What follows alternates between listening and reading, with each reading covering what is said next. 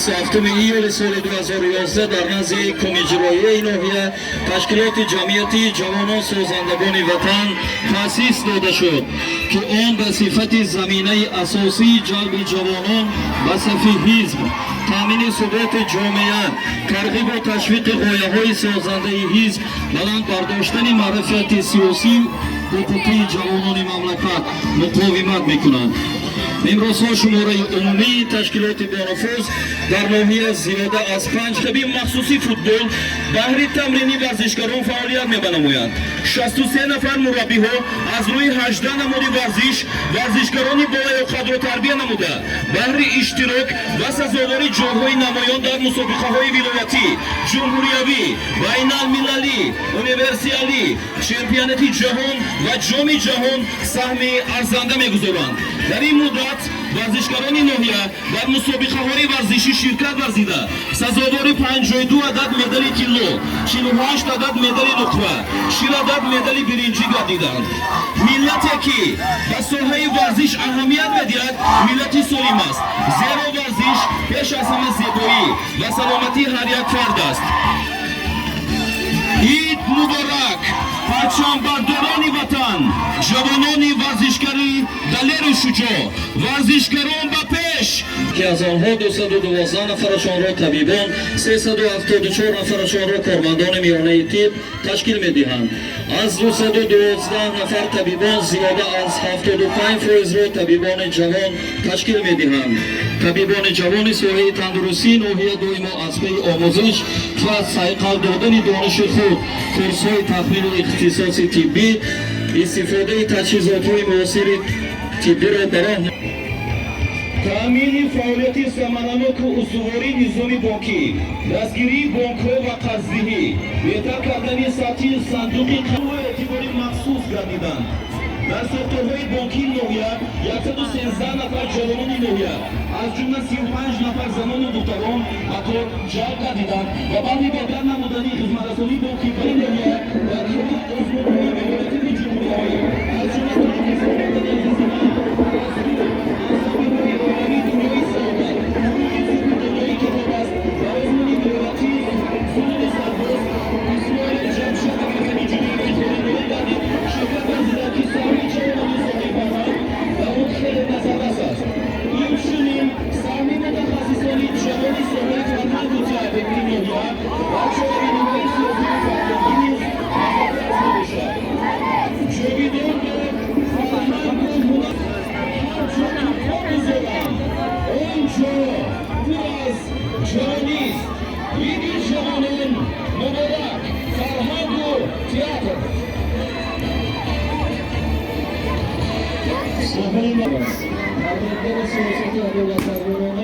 اساسگزار سهولت ملی رشوه ملت محترم امامعلی رحمه الله و تشویق و ترغیب غایه‌های دولتداری سهمی حیث جمهوری تاجیکستان وطن عزیز من این فوق معرفت و در آزمون‌های سطح ولایتی کنترل‌های ملکه نوروزی و کنترل‌ها کتابخوان بهترین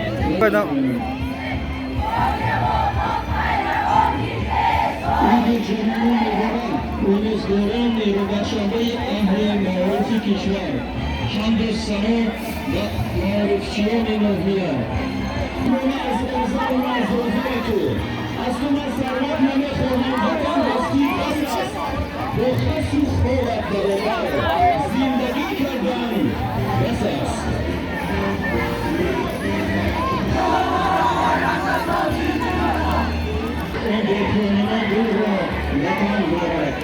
چون زبون وطن دارد که رشتی سرچنان دارد داره که روز شب می سوخت اندر آتش هجران تمام محبوبهای دلبر و شیرین سخن دارد. اگر از نپرسند ای فنانی چه قیمتانی را در زندگانی جواب پخته سنجیده من چه جای رفتن مشت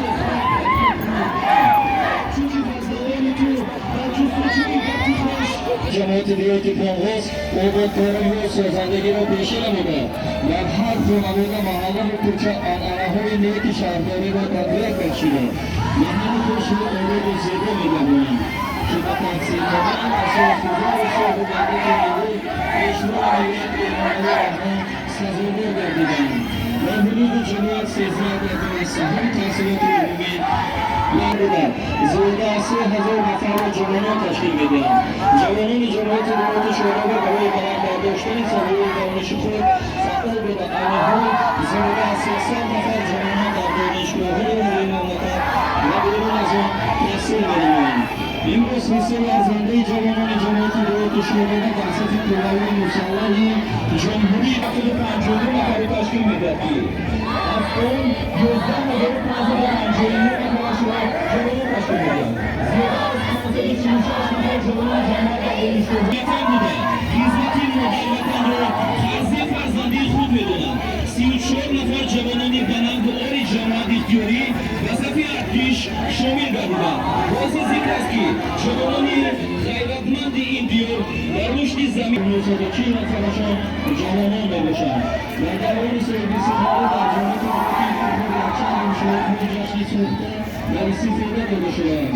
جوانان سربلند مهنت‌کدین این جماعت از آن افتخار دارد که زیر پرچم و سربلندی و بانگی زندگی کند و اطراف سیاست باش گرفته سربلند و همه جای شهر و سربلند میباشند.